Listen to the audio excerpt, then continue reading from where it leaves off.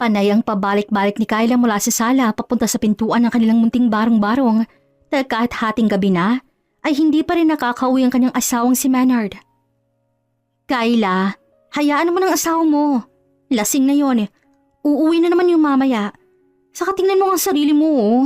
Hindi ka pa nakakatulog ng maayos. Nag-aalala ang kanyang ate Crisel dahil kanina pa talaga gising si Kyla para hintayin ang kanyang asawa. Ayos lang ako dito ate. Hihintayin kong asawa ko kahit pa sobrang gabi na at kahit sobrang lasing na yon eh. Mahal na mahal ko siya kahit minsan eh. Sinasaktan niya na ako. Narinig niyang pagbuntong hininga ng kanyang ate Crisel. Tigilan mo nga ako Kyla. Huwag kang manhin sa sarili mo. Ilang beses ka ng ganyan eh. Hindi mo deserve ang tatuhin ng ganito. Hindi itong pangarap ko para sa'yo. Kung tutulungan naman kita, ayaw mo naman tanggapin ang tulong ko. Simpleng napangiti si Kyla. May prinsipyo si Kyla na kahit pa maghirap siya ng sobra, babangon at babangon siya galing mismo sa kanyang pagsisikap. Idol na idol niya ang kanyang ate dahil yon ang ginagawa nito noon. Ate, alam kong nag-aalala ka sa akin. Naiintindihan naman kita. Pero asawa ko pa rin si Maynard, kaya maghihintay ako sa kanya dito. Tsaka, hindi ka ba uuwi sa bahay mo? Mas malambot ang kama mo doon. Tinawanan siya ng kapatid niya. Ay nako, kaya love kita eh. Kasi kahit nahihirapan ka na, ay hindi ka pa rin sumusuko. Sige na nga, matutulog na ako. Hindi na muna ako sa bahay ko kasi nandito naman ang mga pamangkin ko eh. Namiss ko rin sila. Ngumiti na lamang si Kyla sa kanyang kapatid. Gayunpaman, may napapansin lang talaga si Kyla sa kanyang ate. Sa tuwing nandito kasi ito, malagkit ang tingin ito sa kanyang asawa na para bang nag-uusap ang mga ito sa mga mata lamang. Bumalik na sa kwarto ang kanyang ate. Minsan nahihiya na rin siya dito kasi sira-sira ang kanilang barong-barong. Hindi naman maarte ang kanyang ate kasi galing din ito sa hirap. Sana ba kasi ang lecheng Maynard na yun? Parati na lang talaga siyang nalalasing. Naiinis din naman talaga siya sa kanyang asawa. Inaantok na rin siya. Ngunit kahit ganoon naman ito, wala siyang magagawa kasi sobrang mahal niya si Maynard. Isang oras pang lumipas sa kanyang nakauwi si Maynard. Kyla, nasan ka? Lecheng buhay talaga to. Lasing na naman ako. Napatayo na si Kyla galing sa kanyang inuupuan nang marinig ang boses na yun ni Maynard. Honey, lasing ka na naman. Halika dito, matulog ka na. Malambot ang kanyang boses. Ayaw niyang matrigger ito. Mabilis lang kasing magalit ito kapag lasing. May pagkain ba dyan, Kyla? Nagugutom ako. Pinaglutuan mo ba ako? Napabuntong hininga si Kyla. Mabuti nilang talaga ay nandun ang kanyang kapatid para bilhan sila ng isang sakong bigas at mga grocery. Oo, masarap to. Buti na lang talaga binisita tayo ni ate. Halika na. Kitang-kita naman ni Kyla ang pagliwanag ng mukha ni Maynard. Sa tuwing nababanggit niyang pangalan ng kapatid, ay mabilis nang makapag-react si Maynard. Hindi naman big deal yun sa kanya kasi mas inaalala niya ang kalagayan ng kanyang asawa. Hindi na talaga ako natatanggap sa mga trabaho ngayon. Kahit saan hindi ako tinatanggap. Ayaw ba nila sa akin, Kyla? Napabaling sa ibang direksyon si Kyla. Ayaw niyang sagutin ang katotohanan ng kanyang asawa dahil baka magalit ito. Hahawakan na sana niyang kamay nito para hilahin papunta sa kusina, ay bigla nitong hinawi yon. Honey, kawalan nila kung hindi ka nila tatanggapin. Bukas ulit maghanap ka ng trabaho. Ngumiti na lamang siya kahit nasasaktan siya sa kalagayan ng kanyang asawa ngayon. Alam ni Kyla ang nagpapatay mali siya lang asawa niyang hindi alam totoo tungkol sa paggaba nito sa mga kumpanya at iba pang pwedeng pasukang trabaho. Busy talagang manager ko na yun. Kung hindi dahil sa kanya, hindi sana ako mawawala ng trabaho. Ang reklamo ni Maynard ay tungkol sa inaway nitong manager sa malaking kumpanya na pinagtatrabahoan dati. 2 buwan ang nakakalipas at mabilis ang umepekto ang kagagawa ni Maynard. Talagang naban nga si Maynard at wala nang tumatanggap dahil kilala na siya ng buong bansa bilang isang war freak sa trabaho. Naging viral pa sa social media. Magiging maayos din ang lahat, honey.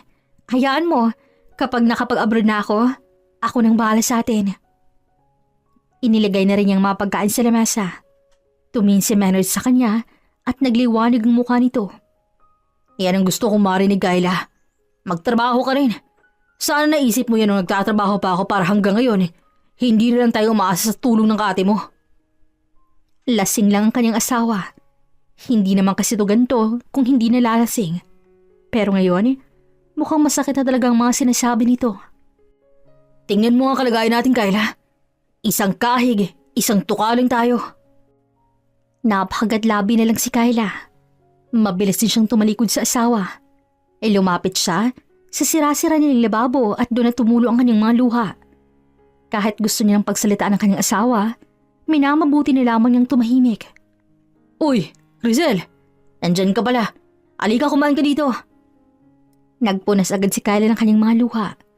Lumingon si Kayla sa kanyang kapatid at ngumiti. Tumayo din si Maynard. Matutulog na ako, Kayla. Tumangon na lamang siya. Lalapitan na sa kanyang asawa ay si Ate Crisel niya na ang dumalo dito. Hugasan mo na lang mga plato. Ako nang bahala sa asawa mo. Matutulog din to. Pasimpleng ngumiti si Kayla. Nagmadali lang siyang maghugas ng plato at pagkatapos ay pumunta na siya sa munting sala. Nadatnan niya ang kanyang Ate Crisel, nagising pa rin. Hindi ka pa ba matutulog, ate? Kayla, alam kong nahihirapan ka. Huwag kang magpanggap na hanggang ngayon ay kaya mo ang mamasasakit na sinasabi ng asawa mo sa'yo. Kakayanin ko pa rin, ate. Narinig niya ang pagbuntong hininga nito. Tungkol sa pag-abroad mo, asikasuhin mo na yon. Ako munang bahala sa mga gastusin mo. Malaki talagang pasasalamat ni Kayla sa kanyang ate dahil tinutulungan siya nito. Gayunpaman, minsan napapansin ni Kayla na kakaibang mga tingin ng ate niya sa asawa niyang si Maynard. Gwapo naman kasi si Maynard. Kahit hindi nito minsan naliligo, malakas ang apel ito sa mga babae. Ang ayaw niyang ikwento sa iba ay ang kalakihan ng pagkalalaki ni Maynard. Pero ate, nagdadalong isip pa rin po ako. Natatakot ako mawalay sa anak at asawa ko. Bumuntong hininga na naman ang kanyang kapatid. Nakikita mo ba ako, Kayla? Alam kong nakita mo kung gaano ako nagsakripisyo. Tularan mo ako. Sacrifices has beautiful outcomes. Kaya nandito lang ako para tulungan ka. Sige ate, mag-a-abroad na ako. Kahit masakit ay gagawin ko. Para sa aking pamilya. Kapag nakaalis ka na, ako naman ang bahala sa mga anak mo at sa asawa mo. Hindi ko sila hahayaang maghirap dito. Walang ibang kahulugan yon para kay Kayla. Mabait naman kasi ang kanyang kapatid at talagang matulungin ito sa kanila. Simula nung nabuntis siya ni Maynard, 18 pa lang siya ay tinutulungan na siya nito. Nahihiya na nga siya. Opo ate, salamat talaga sa tulong mo. 2 linggong mabilis na lumipas ay natapos na agad ni Kayla ang pag-ayos ng kanyang mga papeles. Ngayon ay naghihintay na lamang siya ng tao para makapunta na siya sa Saudi Arabia. Handa ka na ba? Hindi madaling pag-abroad, Kayla. Gayunpaman, tandaan mo na ginagawa mo to para sa pamilya mo. Handa na ako ate. Wala na tong atrasan pa. Ngumiti naman si Ate Crisel niya. Wala pa ba ang tawag? Tumango ulit siya. Maganda ang mga resulta ko sa mga assessment. Isabi ng agency na sigurado silang makukuha agad ako. Kaya excited na rin ako. Sakto ring dumating si Maynard. Galing na naman si inuman. Kayla, may pagkain ba? Lasing na naman ito. Pilit na lamang siyang ngumiti sa asawa. Ipaghahanda na muna kita, Han. Halika dito. Agad na tumalikod si Kayla papunta sa kusina nilang sira-sira. Hindi na sumunod sa kanya si Maynard, kaya nang matapos siyang ipaghandaan nito ng pagkain, ay nakita nito nakaupo sa tabi ni Crisel. Nagulat pa siya. Bigla siyang natumba dito. Mabuti na lang nasalo ko siya. Salamat ate. Tumango ang kanyang Ate Crisel. Mamaya na siguro makakain si Maynard kasi mukhang nakatulog na siya eh. Puntahan ko muna ang pagkain sa lamesa. Bumalik siya sa kusina para ayusin ang mga naihandang pagkain.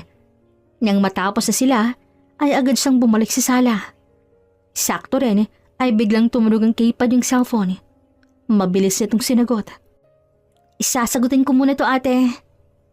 Ilang minuto ang lumipas ay natapos na rin ang tawag. Masaya si Kayla sa kanyang natanggap na resulta. Para saan ang tawag na yan? Sa susunod na araw makakapunta na ako ng Saudi Arabia. Masaya ako para sa'yo, Kyla. At ito nang simula ng lahat ng pangarap mo para sa pamilya mo. Tumango-tango si Kyla. Kayla, makakapunta ka na ba sa Saudi? Oo, honey.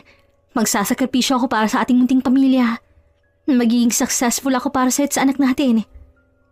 Kahit lasing si Maynard, pinilit nito ang sariling tumayo para mayakap siya. At nang makayakap na ito sa kanya, ay naging emosyonal na talaga si Kyla. Umiyak na siya.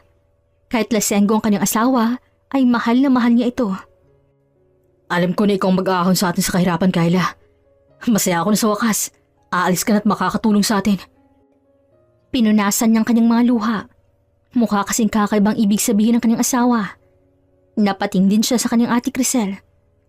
Huwag mo nalang intindi ng asawa mong yahan. Tumango siya, gayunpaman ay pinilit ni Kylang maging masaya kahit magsasakripisyo siya sa ibang bansa. Dumating ang araw ng kanyang pag-alis. Hawak niya ng maleta na bigay pa ng kanyang kapatid.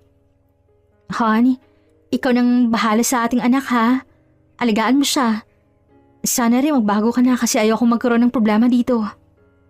Ngunit bumaling sa ibang direksyon ng kanyang asawa. Tiningnan na lamang niya ang kanyang kapatid. Ate, salamat talaga sa tulong mo. Hayaan mo, kapag nakaipon na ako naman tutulong sa'yo. Walang anuman, Kyla. Masaya akong hanggang ngayon hindi ka pa rin sumusuko. Katulad ng sinabi mo, ako munang bahala sa mag-ama mo. Nasisigurado akong nasa mabuting kamay sila.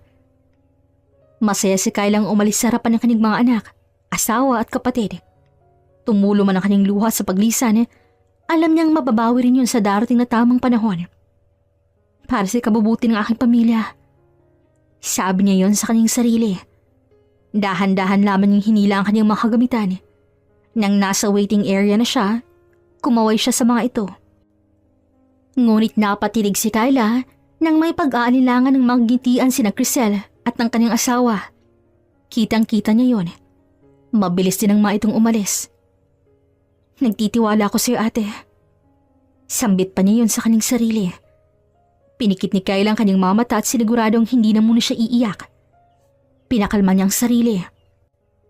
Ilang minuto ang lumipas, tinawag na sila para pumasok na sa sasakyang replano. Eto na yon. Magbabago ng buhay ko. Mabilis lumipas ang panahon. 2 taon ang matuloy na lumipas at uuwi na ng Pilipinas si Kyla dahil magbabakasyon na siya.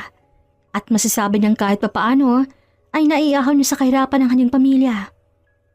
Excited na ako makitang asawa ko at ang aking mga anak. Masaya siyang sambit iyon habang nasa harapan ng bahay nilang bagong tayo. Nakakapanibago naman to. May munting bahay na kami. Lumapit ni si Kyla sa kanilang bahay habang nakangiti. Ang mga kapitbahay din niya ay nakatingin sa kanya. Kumaway lamang siya sa mga ito. Tao po? Maynard? Isavi anak? Tawag niya sa mga ito. Kararating lang kasi niya at wala sa mga itong may alam na darating siya. Sorpresa lang talaga ni Kyla ang lahat ng to. Ilang sandali lang din ang lumipas ay bumukas ang pintuan ng bahay nila. Pero ang ate Crisel niyang bumungad. Nanlaki pa ang kanyang mga mata. Kyla? What a surprise! Bakit hindi ka naman nagsabi na uuwi ka pala? OMG, na-surprise talaga ako. Halika na sa loob. Kumakain ang mag-ama mo. Pilit nang umiti si Kyla kahit medyo nagdadalang isip siyang paniwalaan ang kasiyahan nitong pinapakita. Nasa loob ba sila Maynard at Savi? Oo. Halika na. Para masurpresa mo naman silang dalawa. Nagmadali siyang pumasok sa loob. Panayang-baling niya sa kanilang ipundad na bahay. Napakasaya ni Kyla. Namimiss ko ng aking mag-ama. Namiss ka na rin nila. At alam mo ba, nagbago na si Maynard. Hindi na siya parating naglalasing. Talaga ate? Mabuti naman po't nagbago ng aking mahal na asawa. Natuntunan nila ang kusina. At nang makita siya ni Maynard, ay nanlaki ang mga mata nito. Wala rin tong saplot sa katawan na siyang hindi naman itong ginagawa nung hindi pa siya nag-abroad. Pero hindi na big deal yung kakayla. Umuwi ka na pala? Nagulat siya sa sinabing ni Maynard. Wala man lang siyang nahihimigang excitement sa tinig nito. Ma, I miss you po. Mabilis na lamang niyakap ni Kyla ang kanyang iisang anak. I miss you, Savi. May ibibigay ako sa'yo mamaya ha. Magugustuhan mo ang mga yon. Mas lalong yumakap ang kanyang anak. Tumingin siya saglit sa kanyang asawa. Wala man siyang nakikitang kasiyahan sa mukha nito. Mas naiinis pa yata itong umuwi siya. Nagtataka lang talaga si Kyla. Oh, welcome back, Kyla. Hindi ka na bababalik sa Saudi? Iniligay na muna si Savi sa sahig. Nilingon niya ang kapatid. Nagbabakasyon lang po ako ngayon, ate. Pinayagan kasi ako ng amo ko eh. Pero sa susunod na buwan, babalik na ako. Bakit sa susunod na buwan pa? At ano na namang makakain natin yan? Maynard, ganyan mo ba i-welcome ang asawa mo? Mabuti pa kayo umuwi siya dito eh, para makita kayo. Pagkasabi ng ate Crisel niya niyon, ay ngumiti naman si Maynard. Nagtataka si Kyla kung bakit gano'n na lamang umasta si Maynard sa kanyang ate. Pero sa isip niya, mabuting babae naman ito, kaya pati si Maynard na medyo salbahe ay walang nagagawang masama sa ate niya. Nagulat lang ako, Crisel. Alam mo naman yung kapatid mo, hindi marunong humawak ng pera. Baka gagastos naman yun dito. Hayaan mo ng asawa mo, Maynard. Siya naman ang kumakain sa perang hawak niya eh. Napahawak na lamang siya sa kanyang kapatid. Honey, ano ka ba? Hindi mo ba ako na-miss? Kunwari ka pa, pero namimiss mo lang ako eh. Nagkatawanan silang dalawa ng ate Crisel niya, habang si Maynard ay nahihiya.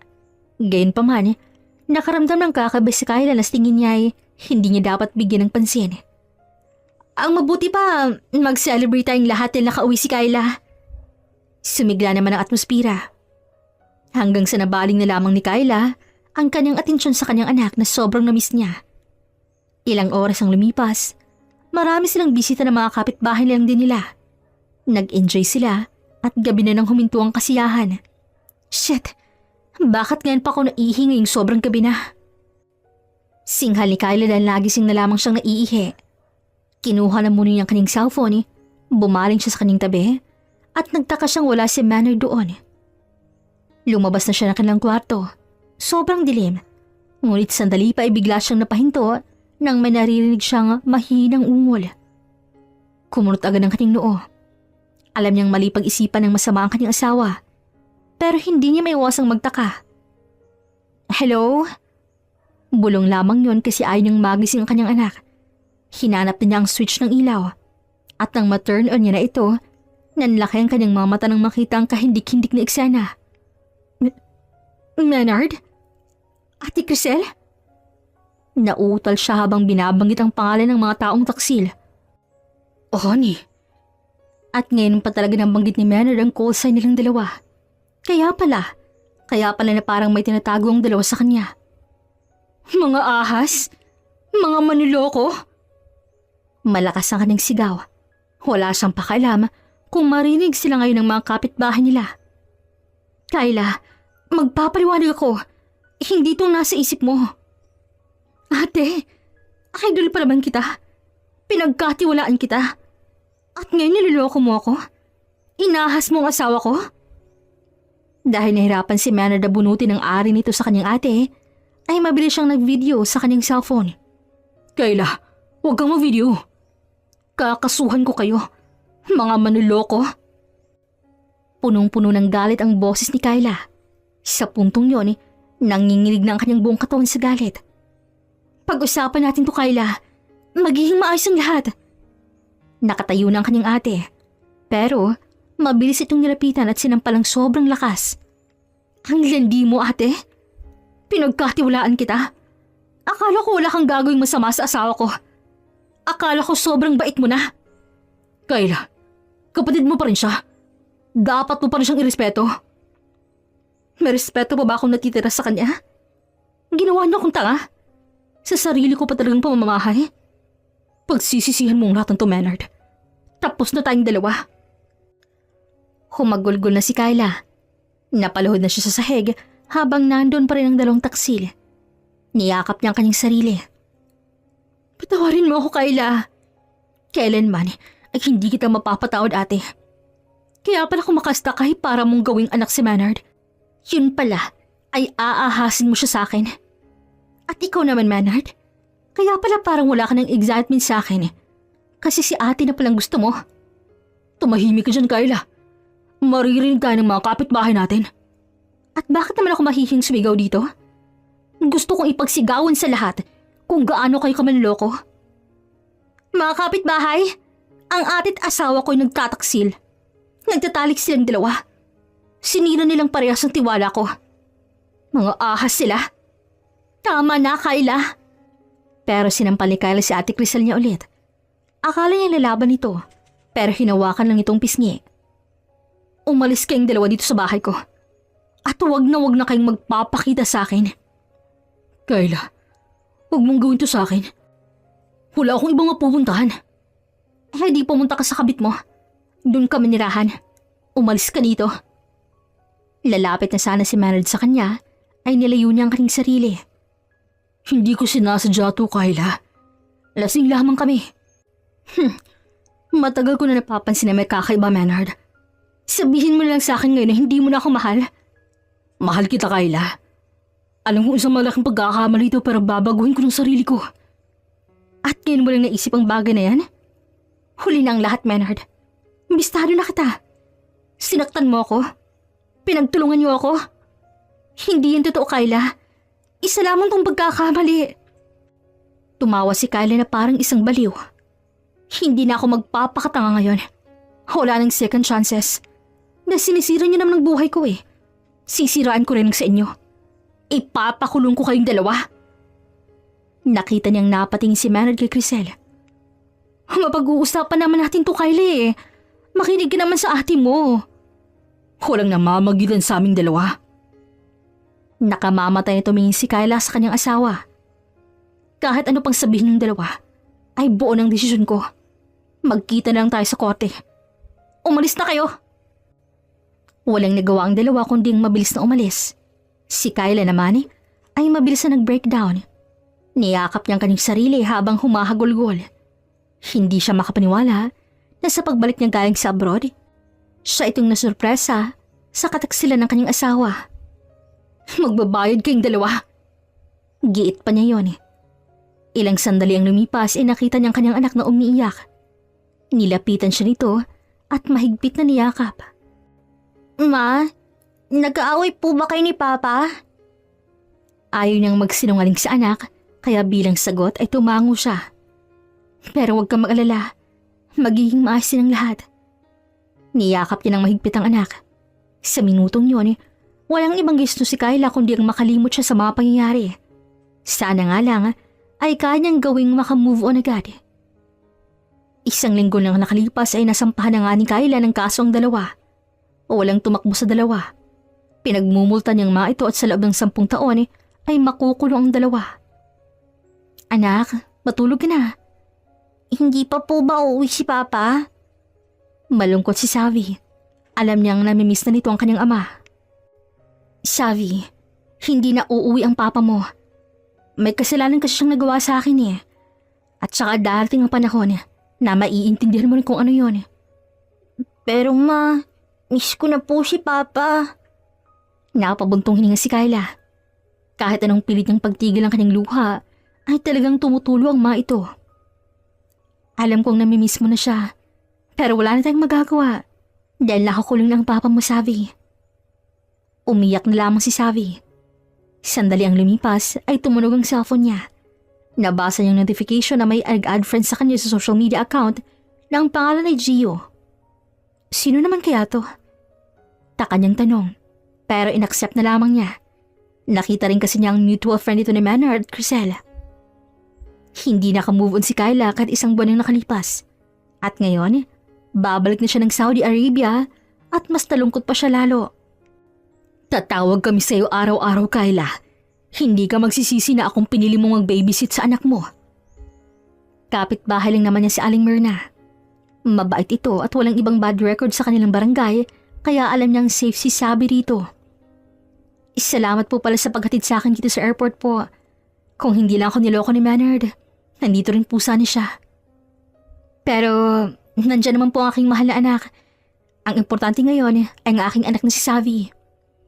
Mauwi ka agad Mamimiss po kita. Tumango siya.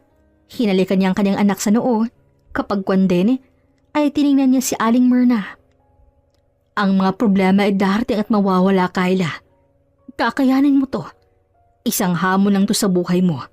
Alam kong magiging matatag ka. Salamat po. Ikaw na pong bahala kay Savi po Aalis na kasi ako ngayon Kasabay ng kanyang pagtalikod sa kanyang anak ay ang bigat ng kanyang damdamin.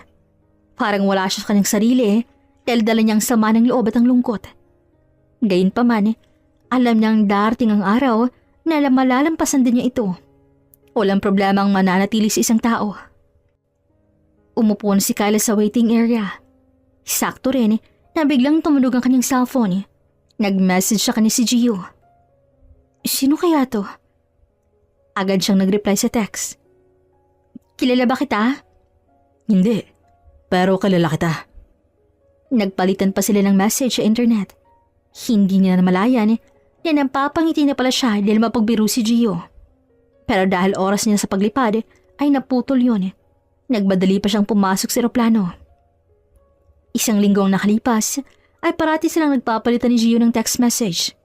At ngayong gabi, napagdesisyon nila ang parehas na mag-video call. Noong una, ayaw pa sana niya itong makatext kasi kilala nito si Maynard at Crisel. Ay Kyla, kamusta ka na? Nandito ka rin pala talaga sa Saudi Arabia? Ngumiti si Kyla sa ka-video call. Para sa anak ko, oo. Nagtatrabaho para mabigyan ng magandang kinabukasan ng anak ko. Mabuti ka ba may anak na? Ako kasi nag-iisa lang. Wala namang problema doon. Ano palang trabaho mo dito? May-ari ako ng simpleng cafe dito. Kakabukas lang nito pero dati akong domestic helper. Nanlaki ang mga mata ni Kyla. Pwede ba kitang bisitahin dyan ngayong linggo? Gusto ko rin makainom ng gawang Pinoy na kape Wala naman. Nga pala, hindi ba bawas sa amo na mag-video call ka? Hindi naman. Mabait siya. Hanggang 6 PM lang ang trabaho ko.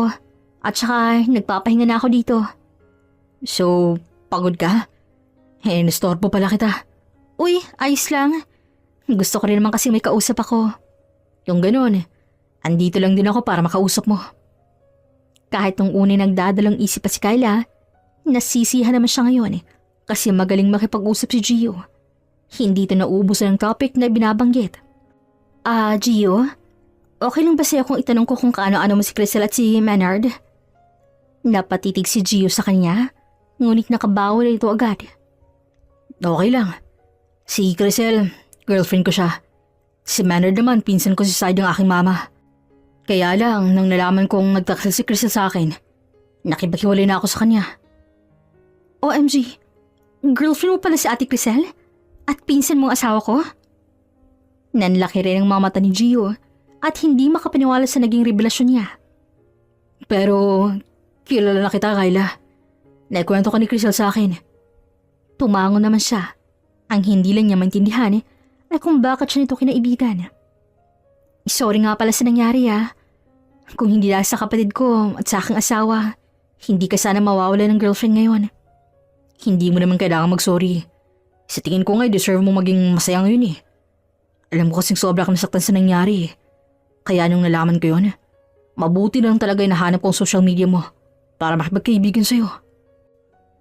Gusto ko makapag-move on, Gio. Sobra ako nasaktan sa ginawa ng sarili kong kapatid at ng asawa ko. Grabe. Akala ko sa teleserye lang mangyaring ganun Pero, nangyari pala talaga siya sa totoong buhay. At sa akin pa talaga. Titig na titig sa kanya si Gio. Kitang-kita ni Kyla ang malungkot nitong mukha. Parehas silang nasasaktan. Kyla, huwag mong mamasamain itong pakikipagkaibigan ko. Kasi, parehas lang din naman tayo na gusto makabangon sa kalungkutan. Gusto kong tulungan kitang makabangon. Pwede naman tayo maging kaibigan, Gio. Siyang tunay. Kaya magkita tayo dito sa cafe ko. Libre kita. Usap din tayo ng kung ano-ano. Tumango lang si Kyla. Natapos ang kanilang video call at may ngiting sumilip sa labi ng dalaga. Dumating na nga ang araw na nagtagpo sila sa mismong cafe na pag-aari ni Gio. Kinakabahan pa si Kyla dahil first time niyang makita sa personal at nagigilty siya na may asawa siya. Pero nakikipagkita pa siya sa iba. At worst, eksito ng kanyang kapatid. Gaano kaya kataas ang lalaking yun? Tanong niya sa kanyang sarili. Hanggang sa nasa harapan ni Kyla ay sinalubong siya ni Gio. Kyla, nice to meet you. Masaya si Gio nung makita siya. Gayunpaman ay napatigil si Kyla dahil sobrang gwapo pala ng lalaking to. Malayong mukha nito sa video call nilang dalawa. Ikaw ba talaga si Gio? Ako nga, wala bang sex appeal? Hindi naman sa gano'n. Ang ganda ng coffee mo ah. Congrats pala sa business mo. Ngumiti ng matamis si Gio. Sa minutong yun, hindi maintindihan ni Kyla kung bakit masaya siyang nakikita ni Gio na nakangiti sa kanya. Adi ka na sa loob. May hinandaan na ako mapagkain at pinaka-bestseller namin. Tumango si Kyla. Pero napahinto siya saglit nang biglang hinawakan ni Gio ang kanyang kamay. Parang may kuryenteng dumaloy doon na sa sobrang lakas ay para siyang nakukuryente. Sana magustuhan mo mapagkain namin. Hindi pa rin nakamove on si Kyla sa kami na nakahawak sa kanya. Pero para kay Gio, parang normal lang yun. Ang successful mo na siguro, Gio. Ang dami nating dapat pag-usapan ngayon Tiyak ako. Saan kaya tayo magsisimula? Nagngitian sila. Napatitig na lamang si Kyla kay Gio. Sa totoo lang, may sex appeal si Gio. Gwapo at mukhang responsable sa buhay. Hindi kagaya ng kanyang asawa. Alam mo, para tayong tinadhanang magkatagpo, no? Sinaktan ako ng ate mo. Ikaw naman, sinaktan ng asawa mo at kapatid mo. Kaya nga ang liit ng mundo. Ngayon pa man, pinakulong ko ng dalawang yon. Deserve naman nila. O siya, habang nagkukwentuhan tayo, kakain tayo. Sige ba? Marami silang napagkwentuhan ni Gio. Mas nakilala pa niya ito ng husto. At alam mo ba, nung nahuli ko sila, hindi agad nabunot ng asawa kong ari niya dahil sa pagkabigla. Dahil sa kanyang biro, nagtawanan silang dalawa ni Gio. Pinagtawanan na lamang ni Kyla ang naranasan niya. Dahil nabigla hindi agad nabunot, siguro nga guilty ang asawa mo. Guilty nga. Pero hindi ko pa rin i-deny na nasasaktan ako sa ginawa ng kapatid ko at ang asawa ko. Nandito ako, Kyla. Tutulungan kitang bumangon. Handa akong tulungan ka. Sa puntong yon, hindi niya alam kung anong tinutukoy ni Gio. Maraming pumasok sa isip ni Kyla. Alam niya nga magandang atensyon ni Gio sa kanya. Lumipas ang mga araw na naging normal na lamang kay Kyla na parati siyang nag-uusap ni Gio. Nasanay siyang parating nandyan ito at itong nagpuna sa mga araw na kailangan niyang kasiyahan. At masasabi niyang naipabakita ni Gio ang kasiyahan na hindi pa niya naranasan noon sa kanyang asawa. Ayaw mo bang maghiganti sa asawa mo, Kyla? Maghiganti? Kahit sobra akong nasaktan sa ginawa nila, kailanman ay hindi ako nag-isip na maghiganti. Diyos nang maghusga sa ginawa nila sa akin. Masyado ka namang mabuting tao. Kaya siguro, mabilis ka lang nakakabangon sa buhay. Napakamot naman ng batok si Kyla. Nahihiya siya. Hindi naman. Sa tingin ko nga masama ako kasi nararanasan ko ang mga dagok sa buhay ko. Pero nanlaki ang mga mata niya nang biglang hinawakan ni Gio ang kanyang kamay. Nitong mga nakarang buwan, talagang kakaiba ang mga kinikilos ni Gio. Hindi naman siya bulag gumanhid. Nagpapakitang gilas din minsan si Gio na siyang na-appreciate naman niya. Sa tingin ni Kyla, gusto siya ni Gio. Napapatanong na lamang siya sa kanyang sarili kung tama ba itong ginagawa nilang dalawa. Kaya nga mas lalo ko nagugusto ng karakter mo sa buhay. Hindi ka lang isang mabuting nilalang. Nahihiya na naman siyang ngumiti. May plano ka pa ba sa buhay mo, Gio? Gusto pa talaga ni Kyla na mas malalim na makilala si Gio. Malay ba niya, araw-araw ay mas nalalapit ang kanyang loob dito. Plano? Gusto kong maging ama. Na-achieve ko na kasi ang pangarap ko na maging mayaman sa bansa natin at magkaroon ng mga businesses. Pero isa lang hindi pa. Ang magkaroon ng asawa. Nanlaki ang mga mata ni Kyla. Nakikita niya ang pagkasinsero ni Gio. Mabuti pa ito. Nakabangon na ng gusto mula sa kahirapan. Mabuti ka pa. Yan na lang inaatupag mo. Ako kasi ang dami ko pang hindi nakamit sa mga pangarap ko. Kyla, nandito ako para tulungan ka. Huwag kang maya sa akin. Ilalaban natin mga pangarap mo. Akong magiging katuwang mo. Biglang kumabog ng gusto ang kanyang puso. Napatanong na lamang si Kyla sa kanyang sarili kung dapat pa ba niyang itanong ang nasa kanyang isipan. Anong ibig mong sabihin? Ngumiti ng matamis si Gio. Uminom na muna ng kape si Gio bago sumagot sa kanya. Gusto kita, Kyla. Alam kong mali na mahalin kita. Kasi matagal pa maghihilam ang sakit na nararamdaman mo. Kumbaga, kagagaling mo pa lang sa pagkasugat. At may asawa at kapatid mo rin ang ex ko. Parang nalagutan ng hininga si Kyla sa mga revelasyon niya ni Gio. Pero kay Kyla, masarap pakinggan ang mga sinasabi nito. Gayunpaman, tiyak siyang mali itong nangyayari ngayon. Pilit niyang pinapaniwalaan na hanggang kaibigan ng silang dalawa. Gio, gusto kong malaman mo na gusto rin kita. Siguro nga, mali itong nararamdaman ko para sa'yo. Kasi galing ako sa pagkasugat. Pero kung pipilitin ko pang sarili kong gustuhin ka, baka may magandang patutunguhan ng mga to. Ngumiti si Gio na parang isang magandang balita ang mga sinasabi ni Kyla. Uminom ng tubig si Kyla dahil literal na nanunuyo ang kanyang lalamunan. She questioned herself kung tama pa ba itong ginagawa niya. Baka sa huli ay masasaktan na naman siya. Gusto mo ako, Kyla? Ang saya ko. Tumango si Kyla ng walang pag-aalinlangan. Pero hanggang doon lang siguro yung Gio. Natatakot ako na baka sa muli, masaktan na naman ako. Kung mas lalim pa man ang ugnayan nating dalawa, hindi ko sasaktan ng babaeng galing sa pagkasugat.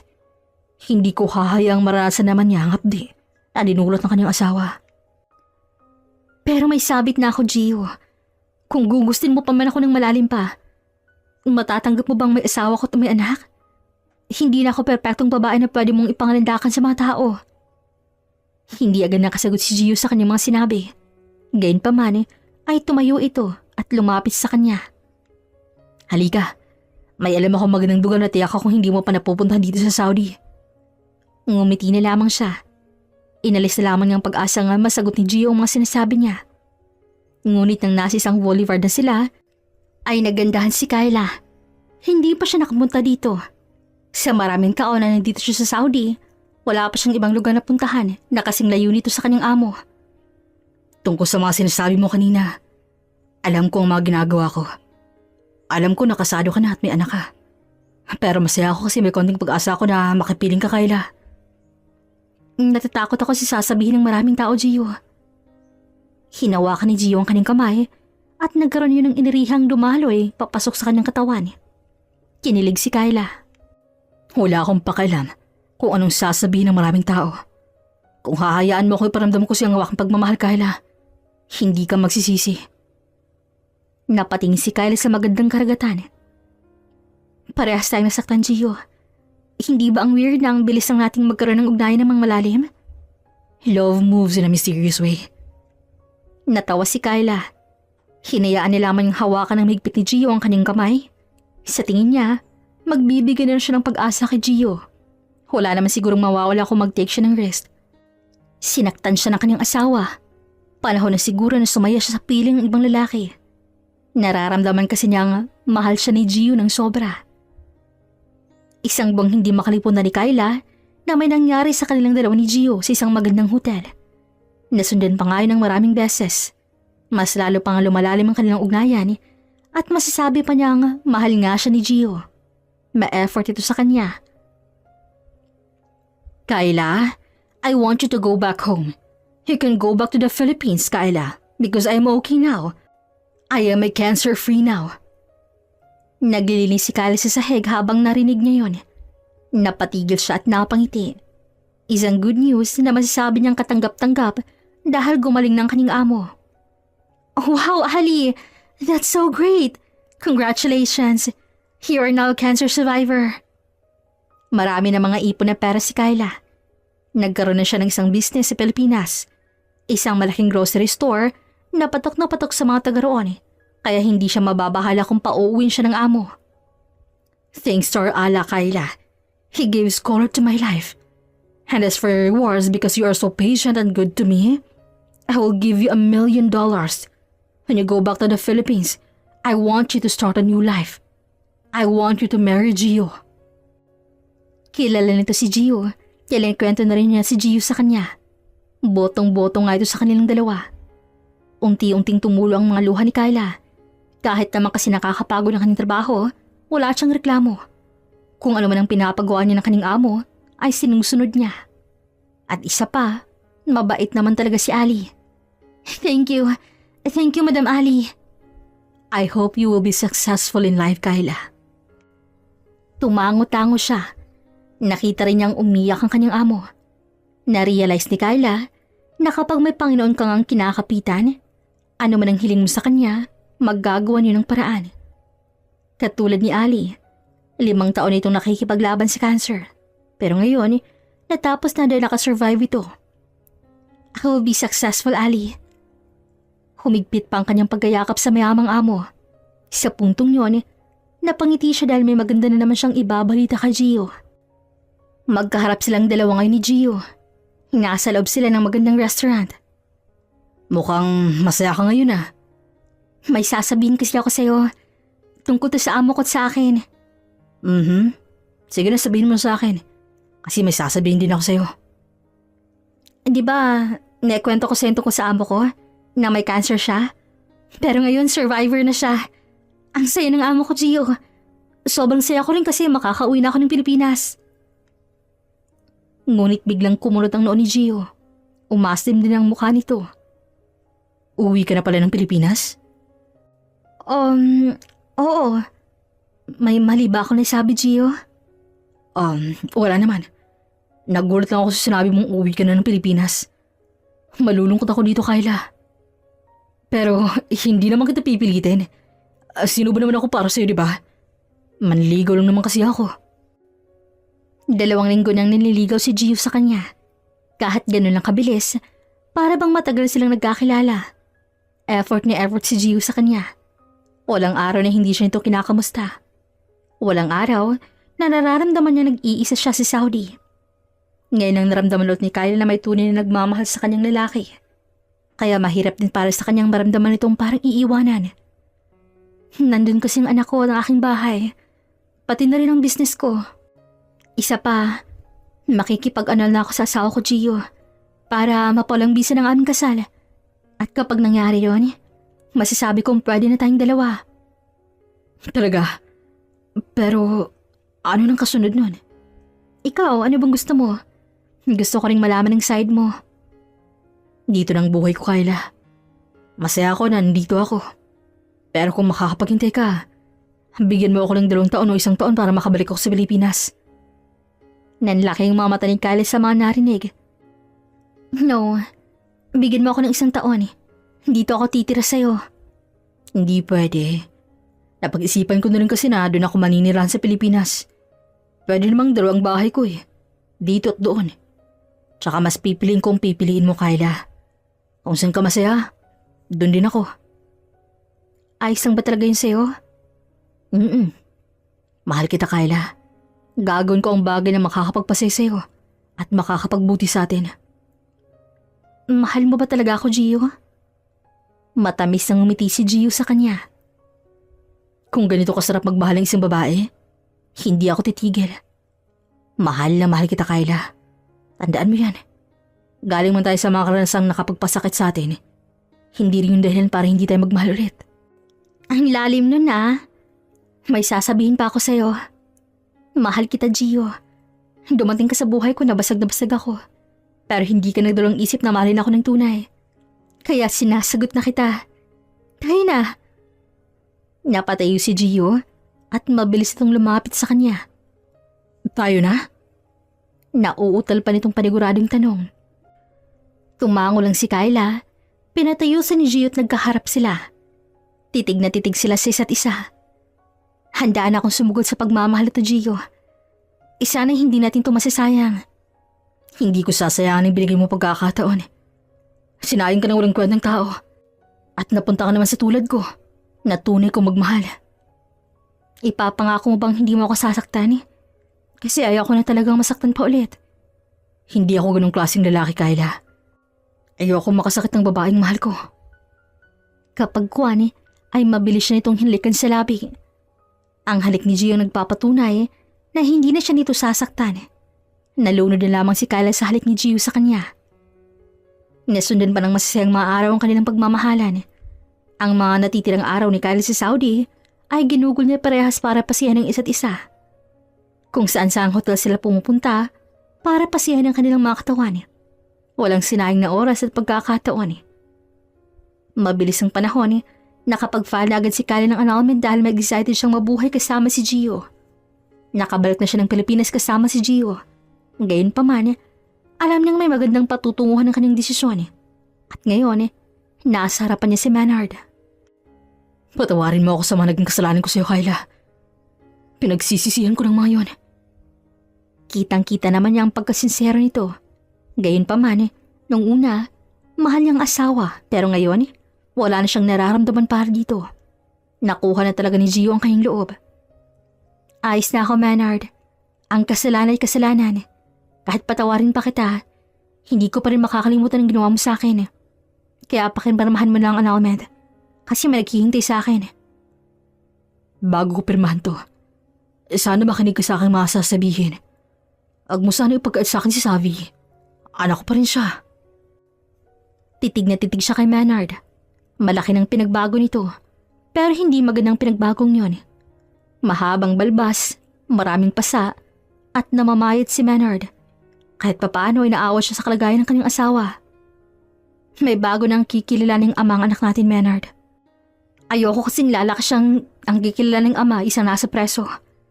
Baka mabuli siya sa school, kaya hanggang bata pa siya. Pilit kong ititago sa kanyang lahat. Ito ba? Ito bang paghihiganti mo sa akin, Kyla? Alam ko na malaking kasalanan ko sa'yo. Pero kahit man ang anak ko, hindi mo naman ipagkait sa akin. Hindi ito isang paghihiganti, Maynard. Ito nakakabuti para sa atin. Kung maghihiganti man ako, hindi lang ito mararanasan mo sana. Pasalamat ka. May natitira pa ring awa sa puso ko para sa'yo.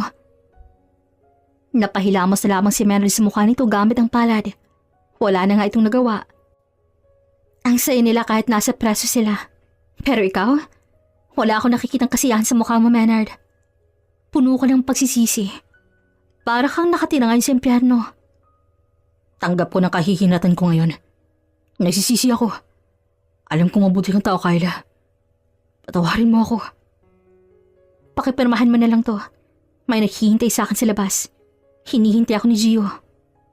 Gio? Ang pinsan ko bang tinutukoy mo? Hindi siya sumagot sa tanong na yun. Nang matapos pirmahan ni Maynard ang annulment, ay kinuha niya na ito.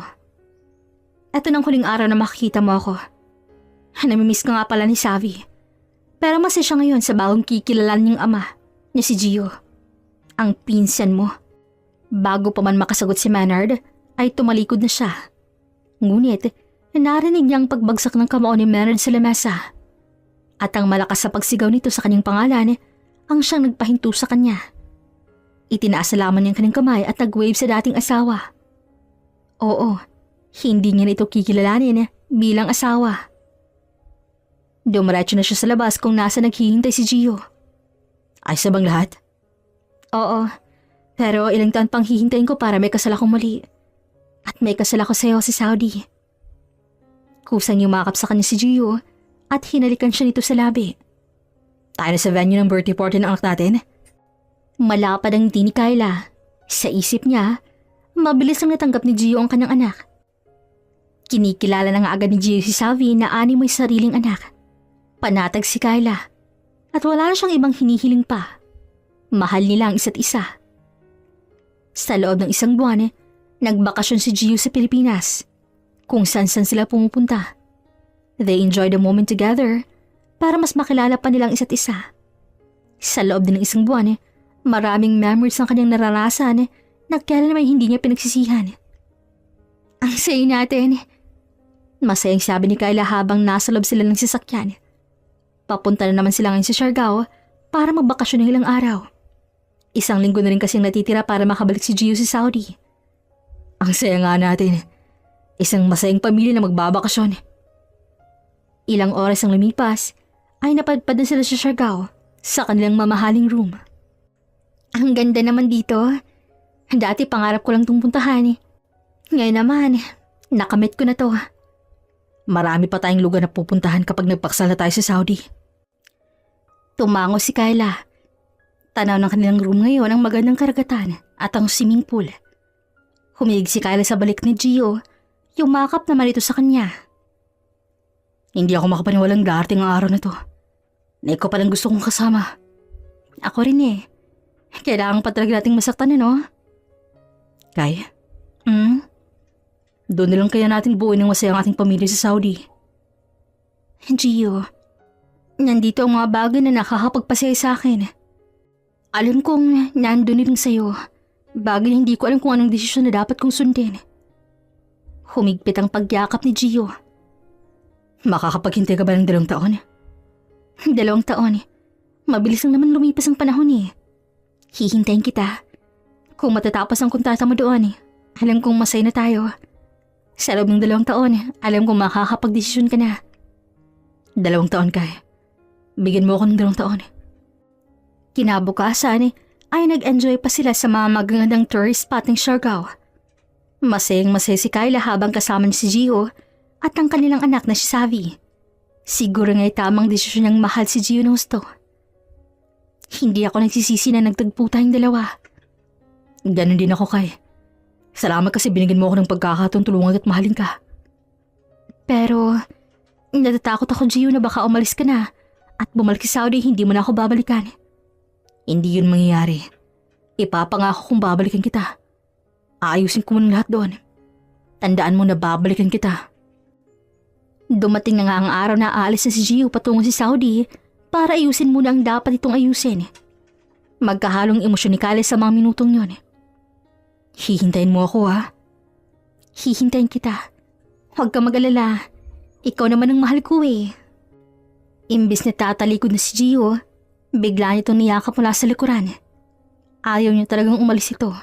Pero kailangan nilang gawin to kasi para ito sa ikabubuti ng kanilang relasyon. Alis na ako. Hindi ako makakalasong ganyan ka. Baka hindi ko kakayanin. Baka kapag wala kayo magkasakit ako, walang mag-aalaga sa akin. Baka kung ano pang mangyari. Lumingon na sa kanya si Gio. Hinawakan nito ang kanyang magkabilaang pisngi. Tandaan mo na mahal kita. Lagi tayong mag-video call. Kung magkasakit ka, pupuntahan ulit kita dito. Sige na, umalis ka na kasi malilate ka na sa flight mo. Bago ito umalis, ay hinalikan siya nito sa labi. Isang matamis na halik. Nang humiwalay si Gio sa kanyang halikan, ay saka lang niyang muling napunasan ng luha. Magiging maayos ng lahat ng Kyla. Tatapusin ko lang kontrata ko doon. At sa loob ng 2 taon, panigurado ako nakapag-desisyon na ako at finally yun. Mahal kita, okay? Magtiwala ka sa akin. Magtitiwala ako si Gio. Unti-unti nang umalis si Gio. Kumaway pa ito sa kanila. Ngumiti siya sa magiging asawa niya sa darating na 2 taon at alam niyang mangyayari yun. Ma, hindi na po ba babalik si Daddy Gio? Babalik siya, Savi. Babalik siya para sa atin. Niyakap niya ang kanyang anak. Umalis na sila sa airport at nang makauwi, ay nakatanggap pa siya ng sweet long message galing sa pinakamamahal niyang si Gio. Namiss ko na agad ang daddy mo. Ako rin po. Pero ngumiti si Kyla. Imbis na malungkot siya, ay kailangan niyang maging matatag. Kinaumagahan din ay nagkaroon ng morning sickness si Kyla. Nagsusuka siya kaya na may suspetsya na siyang buntis siya. Iha, ayos ka lang ba? Namumutlakat kanina ka pa nagsusuka. Gusto mo bang pumunta na lang tayo ng ospital? Nag-aalalang tanong ni Aling Myrna. Bumaling na muna siya dito. Hinilot agad ni Aling Myrna ang kanyang likuran. Mukhang buntis po yata ako. Kasi ganito mo ako nang pinagbubuntis ko po si Savi eh. Simpleng ngumiti si Aling Myrna nang sabihin niya yon. Dapat lang siguro na makapagpa-check up ka. Tumango siya bilang pagsang-ayon. Kaya tanghali rin ay pumunta sila sa malapit na ospital. At nang malaman nilang resulta ay walang mapagsiglan ang kanyang kasiyahan. Aling Myrna, dapat itong malaman ni Gio. Masaya ako para sa inyong 2, Kyla. Magkakaroon na kayo ng anak. Sayang na wala siya dito. Ayos lang po yun. Tiyak po ako masosurprise si Gio sa pagbubuntis ko. Nang makauwi na agad sila sa bahay, ay nag-online agad si Kyla. Ngunit natigilan siya na nakablock na siya sa account ni Gio. Nag-text din siya kahit may bayad yun pero wala siyang natanggap na reply. Oh, anong problema? Bakit ganyan kalungkot ang mukha mo? Nakablock ako sa account ni Gio. Nag-aalala po ako. Nanlaki naman ang mamata ni Aling Myrna. Napatingin ulit si Kyla sa kanyang cellphone. Baka mahina lang pong signal, no? Try ko pong i-refresh. Pero kahit anong gawin ni Kyla, wala talaga. Nadidismaya lamang siya. Hintay na lang natin mag-contact sa'yo si Gio. Iyon na lang ang option ni Kyla. Gayunpaman, nararamdaman niyang may mali. Sana nga lang ay mali ang kanyang iniisip. 2 taon ang lumipas ay wala na talagang pag-asang bumalik pa si Gio sa buhay ni Kyla. Gayunpaman, naging successful siya dahil sa parang binigay ng kanyang amo. At kahit anong pagpapaligaya niya sa kanyang sarili, ay hindi siya lumiligaya. Hindi mawawala sa kanyang isipan ang ginawa ni Gio. Ang laki na ng anak ninyo. Napahagat ng labi si Kyla pero pigilan niyang kanyang luha. Birthday rin kasi ng anak nila ngayon. Kaya lang naaalala ko lang po si Gio. Kamukhang kamukha niya kasi si Leo. 2 beses ka na talagang nasaktan, iha. Sa tingin ko wala kang swerte sa malalaki. Iisipin nila ni Kyla lang malas nga siya sa pag-ibig. Iisipin niyang kahit anong pagmamahal at kabutihan na meron siya, walang saysay yun kung hindi ka bibigyan ng Panginoon ng tunay na nagmamahal sa'yo. Nasaan na kayang lalaking yun? Akala ko pa na may sobrang bait ni Gio. Yun pala'y manuloko lang. Hindi nakamove on si Kyla kay Gio. Akala niya tunay siyang mahal nito. Nangako pa si Gio, pero parehas lang pa ito ni Maynard na lulukuhin lang siya. Nandito sila ngayon sa Alonas Beach para sa karawan ni Leo. Sana'y makamove on ako, Aling Myrna. Mangyayari yun. Natahimik na silang dalawa ni Aling Myrna hanggang sa lumapit sa kanya si Savi habang nakangiti. Mabilis din siya nitong hinila palabas ang beach resort. Savi, saan mo ba ako dadalhin? Basta po, may surpresa po ako para sa'yo. Tumigil na muna siya at ganun din si Savi. Si Leo dapat surprisahin mo, hindi ako. Ngunit ngumisi lang si Savi. Sa isip niya, baka magpapabili lang ito. Ganto kasi si Savi minsan. Hanggang sa nalagpasan lang nila ang gate, ay napahinto si Kyla lang sa bungad pa lang, ay isang pamilya na lalaki ang kanyang nakita. Hi. Sa puntong yon, kumabog ng mabilis ang puso ni Kyla. Hindi niya maintindihan ang kanyang damdamin. Gusto niyang magalit. Gusto niyang sugurin si Gio. Bumalik ako, Kyla. Ang pangako ko'y natupad na. Sinampal muna ni Kyla ang kanyang pisngi nang makabawi siya sa pagkagulat. Para kasing nananaginip lang siya. Si Daddy ang surprise ko sa'yo, Ma. Hindi siya napalingon sa kanyang anak, kaya Gio lang siya nakafocus. Bakit bigla ka nang nawala? Bakit hindi ka man lang makontak? I planned it, Kay. Alam ni na Aling Myrna to. Para sa dating na araw, malalaman ko kung ako ba talagang mahal mo. Para malaman ko na hanggang ngayon, ako pa rin ang iniisip mo. Hindi niya alam pero walang galit na lumalabas sa kanyang puso. Mas nangingibabaw ang kanyang kasiyahan at pagka-miss kay Gio. Lumuha na siya. Saglit pa, ay lumapit sa kanya si Gio at mahigpit siyang niyakap. I'm sorry kung ginawa ko yun sa'yo. Sorry kung sa loob ng 2 taon ay pinag-alala kita.